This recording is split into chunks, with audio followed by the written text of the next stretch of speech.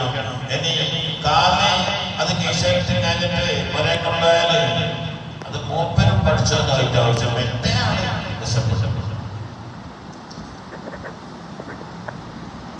അപ്പൊ അത് നമ്മൾ വിചാരിച്ചതുപോലൊന്നല്ല ഈ പണി. പലിശ എന്ന് പറഞ്ഞാൽ നമ്മളിപ്പോൾ എല്ലാവരും ഇപ്പൊ കൊടുക്കുന്നതാണ് ഇരട്ടിപ്പിക്കാൻ കൊടുത്തോലൊക്കെ പൊളിഞ്ഞതിന് പൊളിഞ്ഞു പോയി.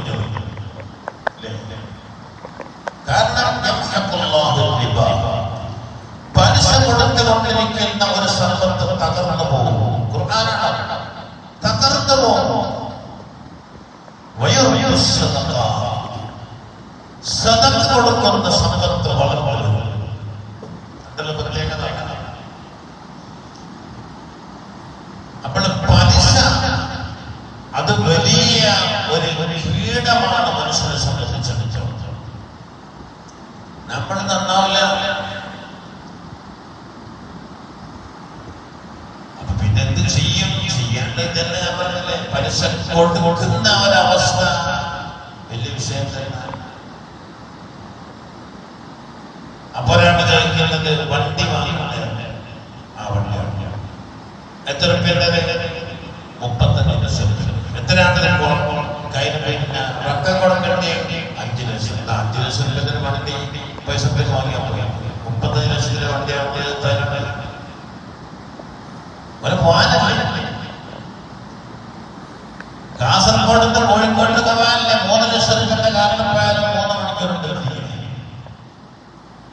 അതിന് 35 ലക്ഷം രൂപയുടെ കാരണം. ആ 35 ലക്ഷം രൂപയുടെ എടുക്കുമ്പോഴല്ലേ പൈസ വാങ്ങേണ്ടി വരുന്നത്. ആദ്യം കൊടുക്കുന്ന 5 ലക്ഷത്തിന് നല്ലൊരു കാറ് പൈസ എടുത്ത് വൃത്തം കൊടുത്തൊക്കെ വാങ്ങിയാലാണ് പൈസ കണ്ടത്. പിന്നെ എല്ലാവർക്കും ഹിക്മത്തുകളാണ്. പഠിച്ചവനെ പറ്റിക്കുക അങ്ങനെ ഉണ്ട്. അത് കിതാബ് തന്നെ തന്നെ ഹിക്മത്തുകളൊക്കെ പറഞ്ഞു പറഞ്ഞു.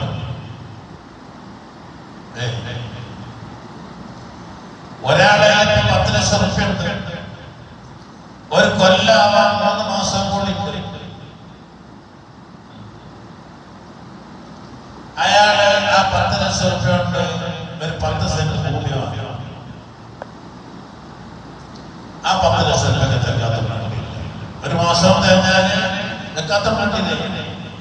അതിന് മുമ്പ്